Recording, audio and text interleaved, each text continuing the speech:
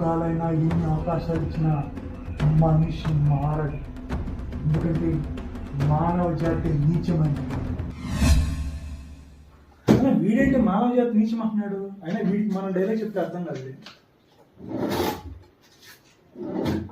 Junior NTR, Mahesh Babu, Ram Charan. దీనికి junior NTR correct.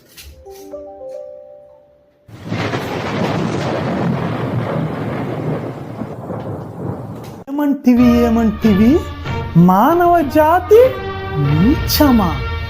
ఎంత మాట! వైతన్ వరకు వెంటాడి వేధించి ముప్పు తిప్పలు పెట్టి ధర్మసూత్రములు సైతం మంట గలిపి తన పతి ప్రాణములు దక్కించుకున్న నారీమణి సావిత్రిదే జాతి మానవ జాతి.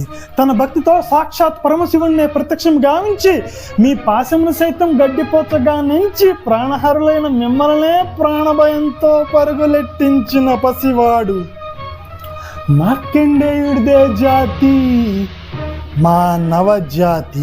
నీచమన్న మా జాతి మూలమున ఏనాడో అప్రదిష్ట మూట కట్టుకున్న మీరు నేడు జాతి అని మమ్మ అవహేళన చేయుటగా ఎంత వివేకం, ఎంత జ్ఞానం, ఎంత కుసంస్కారం!